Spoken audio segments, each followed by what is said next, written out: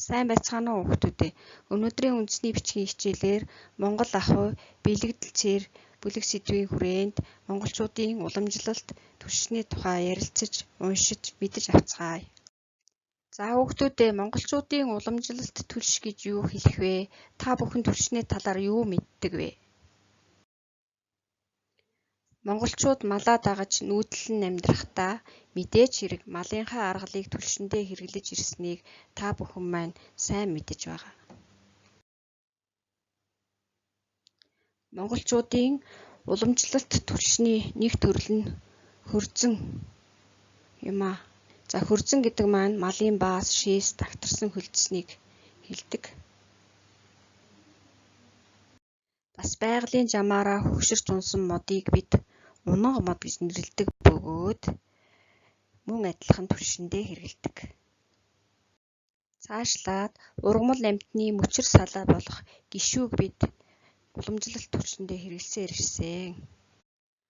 Одоо үзэх бидний ихэд май тавих гэсэн үг байгаа. Май тавих гэдэг маань аргал хомоолыг уугуулад утаа гаргахыг хэлдэг байна. За хүүхдүүдээ одоо багштайгаа цуг ихээ уншиж ярилццгаая. Монголчуудын уламжлалт түлш. Монголчууд төдийгөөс өдий хүртэл нүүдэллэн аж төрсөөр ирсэн билээ.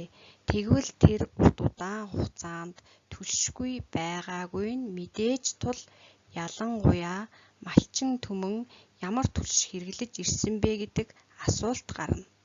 Монголчууд модтой газар модоо түлнэ. Тэгэхдээ хөгшин, өмхөрсөн, унанга мод гишүүг цэвэрлэх зэргээр голдуу авч хэрэглэсээр иржээ. Модгүй газар бол зуны цагт аргал хорголоо түлнэ. Өвлийн цагт аргал хорголын хажуугаар үлэмчхэн элчтэй хөрзөнгөө түлнэ. Зуны цагт ялаа шумуул их байвал аргалаар май тавина. Тариа ногоо тарьдаг газар хайрга, зэврүүн шөнө, салхин дээр нь аргалын утаа тавихад ургац хөлдөж хайрагдахгүй. Зуны халуунд шинэ махыг аргалаар утгахад муудахгүй. Ялаа батах нь шавахгүй.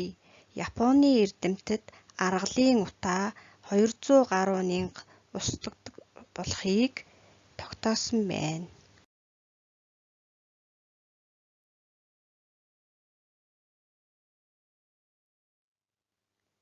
За бүгдээрээ ихээ уншиж дууслаа. Ихийгээ унших явцдаа мэдэхгүй танил бус үгнүүд гарсан бол хүүхдүүдээ утгыг нь тойл ашиглан тайлбарлаарай. За их дотор маань тодруулсан үгнүүд байгаа. Тухайн тодруулсан үгнүүдийг бүгдээрээ үгийн бүтцээр задлан тайлбарлацгаая. Их дотор маань унанга мод гэдэг үг гарсан тийм ээ хүүхдүүдээ. Тэгэхээр унанга гэдэг үгийг бид нар үгийн бүтцээр задлавал унанга гэдэг үгийн маань язгуур нь ун байх нь. За инг гэд дагууртай. Ийм бүтцтэй үг гэсэн. Дараагийн үг маань хөрзөн гэдэг үг байна. Хөрзөн гэдэг үгийн маань язгуур нь хөрз. Тэгээд инг гэдэг дагууртай. Ийм бүтцтэй үг байх нь. За цаашлбал гишүү гэдэг үг маань үгийн бүтцээр задрах уугүй юу гэдгийг та нар маань тунгаан бодоорой.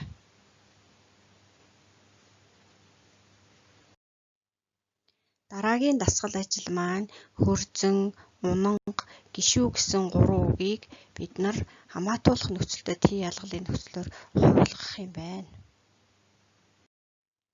Дасгалаа хийхээ өмнө онлын мэдлэгээс эргэн санацгаая. За задлаг нийллэг аргаар бүтдэг байх нь хамаатуулах нөхцөлтэй тий ялгал маань задлаг аргаар бүтдэг нөхцлүүдэд харьяалахын тий ялгал, үйлдэхийн тий ялгалууд байна. Яагаад гэвэл хамаатуулах тий ялгалын нөхцлүүд нь бол тус тусдаа бичигддэг байх нэ. За өх орших, заах, гарах, хамтрахын тий ялгалууд маань задлаг, нийллэг 2 аргаар бүтдэг байх нь дагаврууд нь. За хүүхдүүдээ одоо бүгдээрээ хөрзөн гэдэг үгээ хамаатуулах нөхцөлтэй тий ялгалын нөхцлөөр хуваалцгаая. За хөрзөнгийнхөө, хөрзөндөө, хөрзнийгөө, хөрзөнгөөсөө, хөрзөнгөөрөө, хөрзөнтэйгөө. За энэ маань мэдээж задлаг арга. Яагаад вэ хүүхдүүдээ? Т ялгал хамаатуулах нөхцөл маань тус тусдаа бичигдсэн учраас задлаг арга болж орж ирж байна тийм ээ. За хөрзөн дээгэн, хөрзөн юугэн, хөрзөн ээчээгэн, хөрзөн тэйгэн. За энэ Т ялгалын нөхцөлд маань нийлэг аргаар бүтэж орж иж байна. Дараагийн ажиллах дасгал маань үйл үг бүтээх ил дагавартай холбоотой дасгал байна. За хүүхдүүдээ бүгдээрээ бүлэг үгсийг ажиглаад ялгааг нь тайлбарлацгаая. Эхний бүлэг үг нь нүүдэллэх, услах, тослох, зүүдлэх гэсэн бүлэг үг байна. Хоёрдугаар бүлэг үг маань цохилох, татлах, нухлах, гიშглэх гэсэн үйл үгнүүд байна. За хүүхдүүдээ ямар ялгаа гарч ийн ажиглаараа багштай. За эхний дөрвөн үгэнд болохоор багш нь нүүдэл, ус, тос, зүүд гэсэн нэр язгуураас бүтсэн байна гэж үзэж байна. Хоёрдугаар бүлэг нь болохоор цох, тат, нух, гიშг гэсэн үйл язгуураас үйл үг бүтээх даавар орж ирж байгаа юм байна. За тэгэхээр ялгаа нь юу вэ гэхээр эхний бүлэг үг маань нэрээс үйл үг үүссэн ил даавар байна. Хоёр дахь бүлэг үгний ил маань үүлээс үйл үг үүсгэх даавар байна. Өнөөдрийн хичээлээр юу мэдэж авснаа дүгнцгээе бүгдээрээ. За монголчуудын уламжлалт түвшний тухай мэдэж авлаа. Уламжлалт түвшний тухай эхийг уншиж ярилцлаа. Ярилцах явцдаа ихэд байгаа мэдэхгүй үг хэллэгийн тойлогдсон мөн ихэд байгаа өрмөц үгнүүдийг хамаатуулах нөхцөлтэй Т ялгалаар хувилгаж сурлаа. Хувилгах явцдаа хамаатуулах нөхцөлтэй Т ялгалын дүрмийг сэргээн саналаа хүүхдүүдээ. За гэрийн даалгаварт нэгдүгээрт нь монголчуудын уламжлалт түвш эхийг хуулан бичээд хөрвүүлж ирээрэй. Хоёрдугаарт нь дараах үгсийг хамаатуулах нөхцөлтэй Т ялгалын нийлэмж задлаг хэлбэрээр холбон бичээрэй.